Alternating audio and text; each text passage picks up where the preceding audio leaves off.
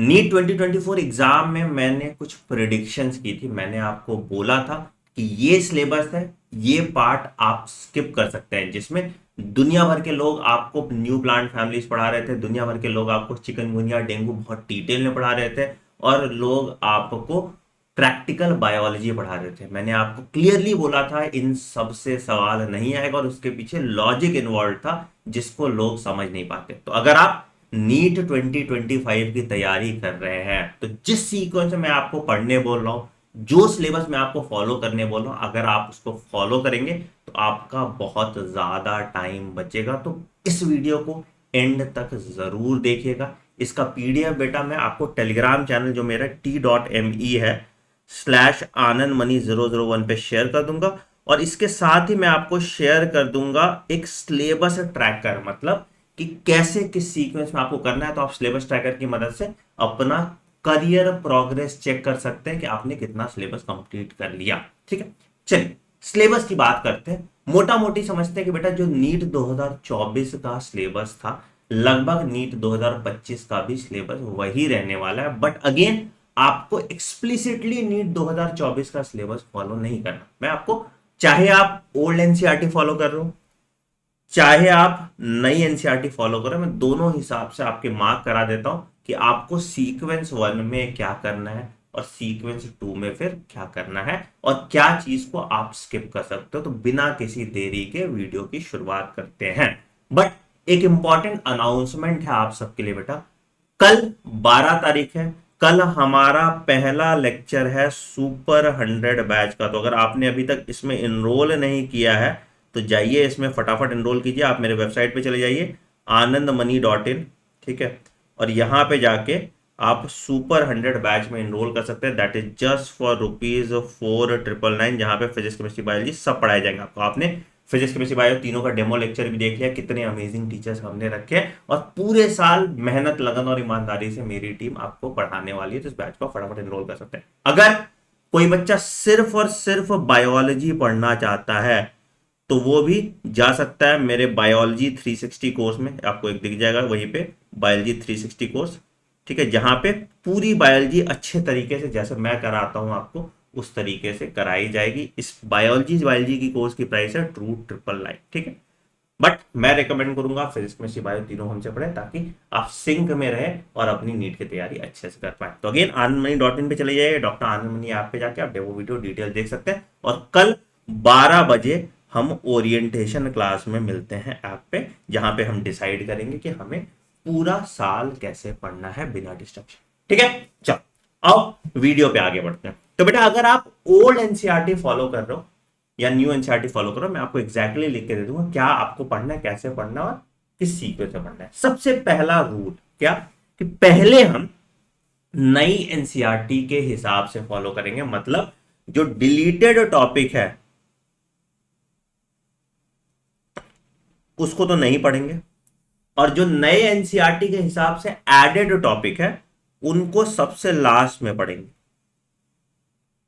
इसको फेज 2 में पढ़ेंगे, ठीक है। ठीक है सर, ठीक है सर। तो शुरू करते हैं पहले चैप्टर से, बायोलॉजी का ही स्टार्ट करते हैं, ठीक है। पहला चैप्टर है आपका लिविंग वर्ल्ड। लिविंग वर्ल्ड में क्या क्या चीज आपके एनसीईआरटी में नहीं है। नई एनसीईआरटी में क्या नहीं है सर? नई एनसीईआरटी में आपके व्हाट इज लिविंग नहीं है, टैक्सोनॉमिकल एड्स नहीं है, ये पूरा botanical garden, museum, zoological park नहीं है, ठीक है। आपके सिलेबस में क्या है तो मैं इसको हाईलाइट कर देता हूं। जो पिंक से हाईलाइट करूंगा ये एडेड टॉपिक होगा, ठीक है। तो व्हाट इज लिविंग तुम्हारा एडेड टॉपिक है, तो जो पिंक से हाईलाइटेड है उसको तुमको फेज 2 में करना है। मतलब पहले तुम जब लिविंग वर्ल्ड कर रहे हो तो तुम diversity in living world, binomial nomenclature, taxonomical categories करोगे।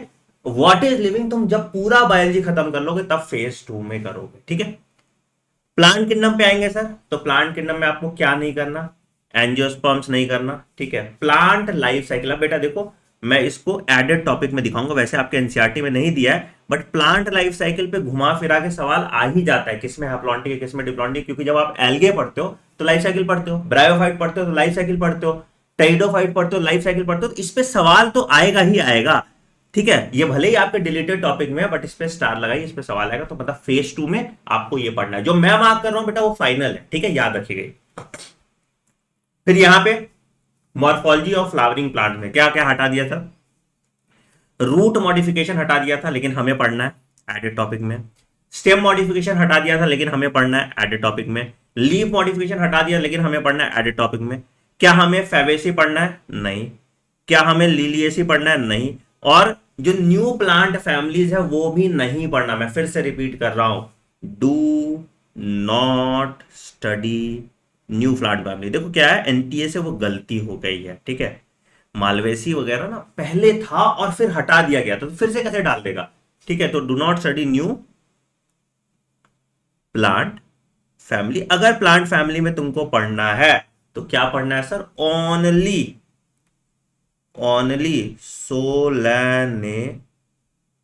तो आपका बहुत टाइम बचेगा इसमें, ठीक है। ये भी आपको नई एनसीईआरटी में दिया है, तो इतना पढ़ना है। तो मॉर्फोलॉजी ऑफ फ्लाइंग बर्ड में ये चीज ध्यान रखना, ठीक है। एनाटॉमी में बात करेंगे तो क्या हमको टिश्यू पढ़ना है सर? बिल्कुल एडेड टॉपिक का पार्ट है। मेरिस्टेमेटिक टिश्यू नई एनसीईआरटी में नहीं है, एडेड टॉपिक का पार्ट है। सिंपल टिश्यू बिल्कुल, कॉम्प्लेक्स टिश्यू बिल्कुल।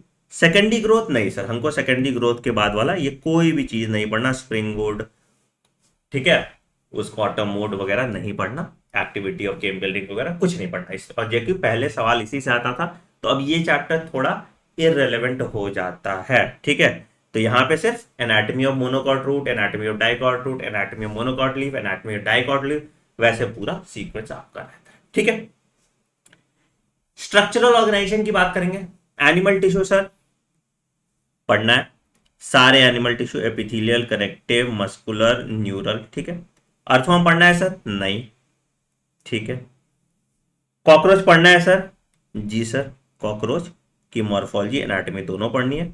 फ्रॉग पढ़ना है सर? यस सर, है। तो यहां पे भी आपका फ्रॉग हमको पढ़ना ही पढ़ना है। तो आपको कॉकरोच ही पढ़ना है, एनिमल टिश्यू भी पढ़ना है और फ्रॉग भी पढ़ना है। फ्रॉग से इस साल सवाल नहीं आया था बेटा, बट फ्रॉग से हर साल सवाल आता था। जब आपके सिलेबस में नहीं भी रहता था तो एनिमल किंगडम के पार्ट में फ्रॉग आ जाता था, इसलिए फ्रॉग पे सवाल आता था, इसलिए आपको फ्रॉग पढ़ना। क्लियर है? जो मैं पिंक से हाईलाइट कर रहा हूं वो सबसे लास्ट में पढ़ेंगे हम, याद रखिएगा इस बात को, ठीक है। चलो बायोमोलिक्यूल्स की बात करेंगे। Nature of bond linking monomer और पॉलीमर नहीं पढ़ना आपको। डायनेमिक स्टेट ऑफ बॉडी नहीं पढ़ना। मेटाबॉलिक बेसिस ऑफ लिविंग और लिविंग स्टेट नहीं पढ़ना, ठीक है। बायोमोलिक्यूल से सवाल आपको देखा है, एंजाइम से सबसे ज्यादा सवाल आते हैं। और जो सेकेंडरी मेटाबोलाइट वाला मैंने तुमको बोला था, 2 सवाल आया था। एक फॉस्फोलिपिड वाला लेसिथिन आया था और एक तुम्हारा आया था, याद है तुम्हारा जो कौन सा सवाल था, मैं भूल गया, बट एक और सवाल आया था तुम्हारा। 2 सवाल आए थे, अग्लूट 4 वाला जो सवाल था, है ना। तो वो 2 सवाल तुम्हारे बायोमोलिक्यूल से आते आते हैं, वहीं से आते हैं जो मैंने आपको बताया, ठीक है। ट्रांसपोर्टिंग प्लांट्स आपके डिलीट हो गया, मिनरल न्यूट्रिशन डिलीट हो गया, आपको पता है ये, ठीक है। तो आपको फोटोसिंथेसिस, रेस्पिरेशन पूरा पढ़ना है। प्लांट ग्रोथ एंड डेवलपमेंट में आएंगे तो आपको फोटो पीरियोडिज्म आपका नहीं पढ़ना, मतलब इसको काट दो। वनलाइजेशन नहीं पढ़ना और सी डॉर्मेंसी नहीं पढ़ना, इस पर सवाल नहीं आता। जहां पे ज्यादातर सवाल जो प्लांट ग्रोथ एंड डेवलपमेंट में आता है वो प्लांट ग्रोथ रेगुलेटर से आता है, ठीक। डाइजेशन एब्जॉर्प्शन पूरा चैप्टर आपको उड़ा दिया, आपको पता ही है। न्यूरल कंट्रोल एंड कोऑर्डिनेशन में भी तुम्हारा रिफ्लेक्स एक्शन, आई, ईयर कुछ भी नहीं पढ़ना होता है, मतलब सिर्फ न्यूरॉन, सीएनएस पढ़ना होता है। सवाल भी वहीं से आया था, आपने देखा था, ठीक है। उसके बाद जब आप बात करेंगे केमिकल कंट्रोल एंड कोऑर्डिनेशन, तो केमिकल कंट्रोल एंड कोऑर्डिनेशन आपको पूरा पढ़ना है, ठीक है। तो एडेड टॉपिक आपका क्या क्या होगा 11th क्लास का, मैंने हाईलाइट जो कर दिया पिंक वाला, ये एडेड टॉपिक हो गया, ठीक है। डिलीटेड टॉपिक अगर आप पुरानी एनसीईआरटी देख रहे हो तो क्या क्या हो गया, डिलीटेड टॉपिक हो गया। मतलब आप चाहे नई एनसीईआरटी फॉलो कर रहे हैं, नई एनसीईआरटी फॉलो कर रहे हैं तो एडेड टॉपिक देख लीजिए, पुरानी एनसीईआरटी फॉलो कर रहे हैं तो डिलीटेड टॉपिक देख लीजिए। तो आपका 11th का बायोलॉजी का सिलेबस सॉर्टेड है। बट फेज 1 में आप नई एनसीईआरटी फॉलो करेंगे। नई एनसीईआरटी मतलब डिलीटेड टॉपिक हटा के फॉलो करेंगे, और फेज 2 में आप फिर एडेड टॉपिक को पढ़ेंगे। मेरी बात बिल्कुल ध्यान से समझिएगा, ठीक है। इसके बाद आ जाएंगे हम 12th क्लास की बायोलॉजी पे। 12th क्लास की बायोलॉजी की बात करेंगे, लोड होने दो भैया, ठीक है। तो 12th क्लास की बायोलॉजी की बात करेंगे तो क्या भैया, रिप्रोडक्शन ऑर्गेनिज्म पूरा चैप्टर आपको उड़ा दिया था, आपको नहीं पढ़ना। स्ट्रैटेजी ऑफ फूड प्रोडक्शन आपको नहीं पढ़ना। बट जब तुम बायोटेक्नोलॉजी यानी एप्लीकेशन में जाओगे,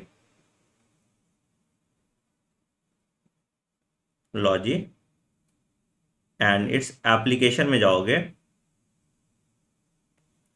तो यहां पे क्या होगा, यहां पे आपको चीजें देखने को मिलेंगी थोड़ी प्रॉब्लमेटिक। क्या? तो जो ग्रीन रिवॉल्यूशन वाला पैराग्राफ था, ठीक है, सोमैटिक हाइब्रिडाइजेशन वाला पैराग्राफ था,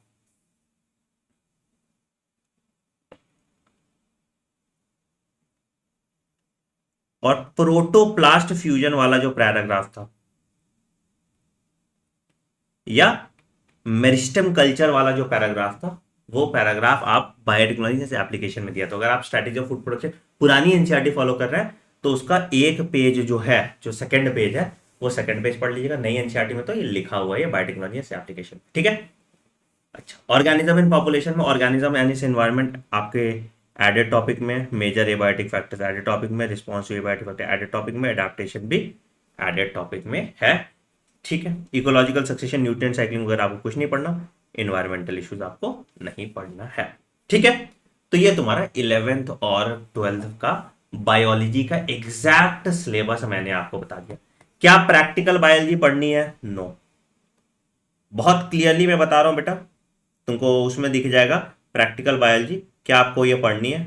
नहीं पढ़नी, ठीक है, क्लियर। तो बायो का तो सिलेबस जितना मैंने बोल दिया उतना ही आपको पढ़ना है, उस पर दिमाग दिया, ठीक।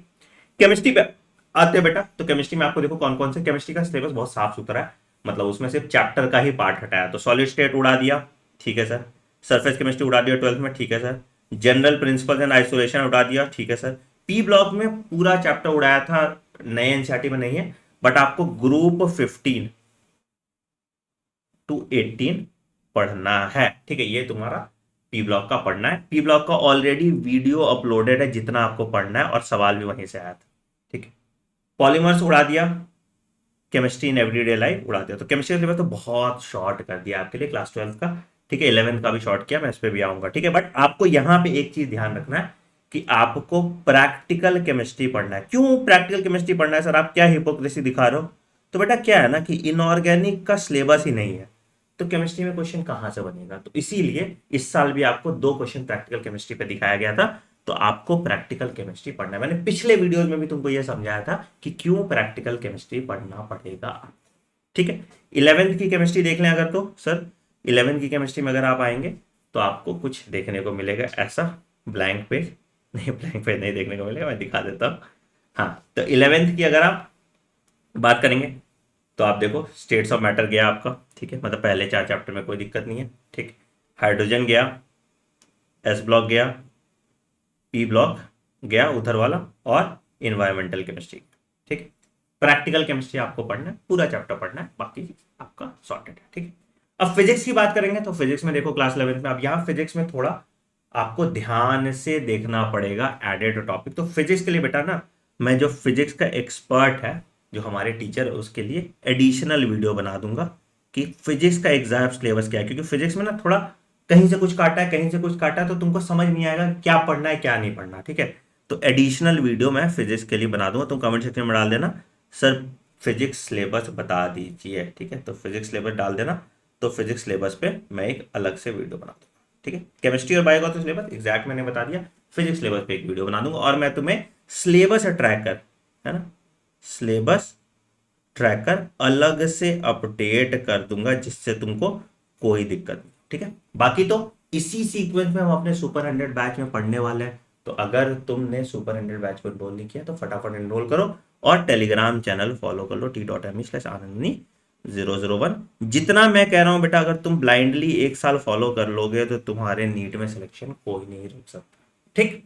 On that note I am ending this video. Video पसंद है वीडियो को लाइक कीजिएगा, चैनल को सब्सक्राइब कीजिए और बेल आइकन दबाइएगा ताकि कोई नोटिफिकेशन मिस ना करे। मिलते हैं अगले वीडियो में, take care, bye bye, have a great day, thank you.